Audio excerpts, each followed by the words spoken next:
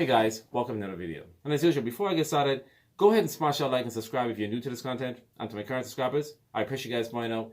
Let's just get right to it. So the price of Bitcoin right now is roughly about 63,000. The Ethereum price is around at 3,000, say 69.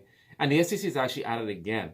And what I mean by that is that not only are they going after centralized exchanges, they're now going after a very familiar name that's actually very user-friendly to a lot of the new investors, or what is known as the institutional investors that are actually a part of the movement when there was a Wall Street bet phenomenon, and persons who are actually trying to get familiarized with more of a platform from a wallet situation case where they were using Robinhood. Robinhood is a very smooth wallet to use, bar none. I will give it its credit, but the team behind it and the people that were running it were not too much appealing to a lot of people that are getting into investing for the first time, because we were part of the Wall Street bet movement where they actually froze up their ability to sell. But the fact that they actually receive a wealth notice from the SEC means that the SEC has no latitude. They're going to go where their reach can take them until the decision from the courts tell them to stop. So the latest wealth notice that they actually receive is that they're going to go after those particular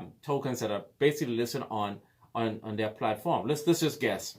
What are those tokens? Everything else we can say after Bitcoin. They're going to go ahead and want to block.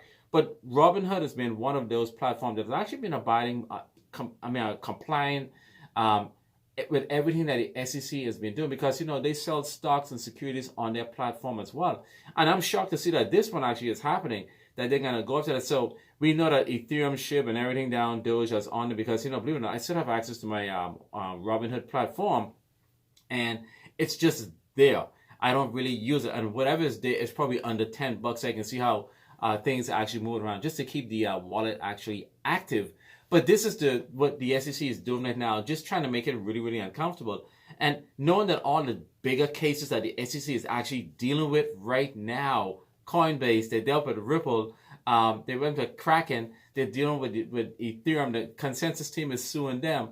The list goes on. Now, sooner or later, you're going to see those same companies, all those companies go back and sue the SEC, which they're starting to do.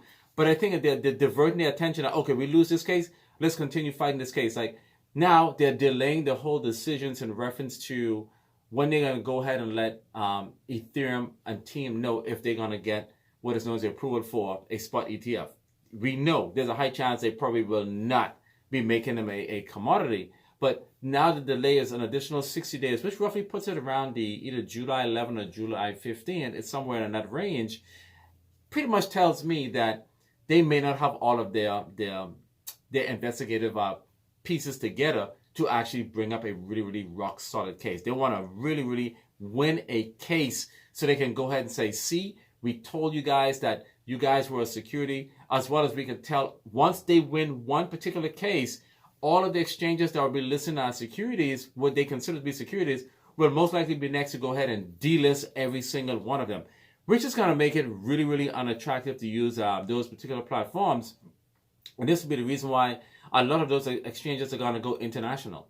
Coinbase actually has now set up shop actually in Bermuda. They have their wallet where you can access it there, even though you can access it here in the United States. But they do have a wallet, and they set up a little bit of a platform where it's actually available in the Caribbean island.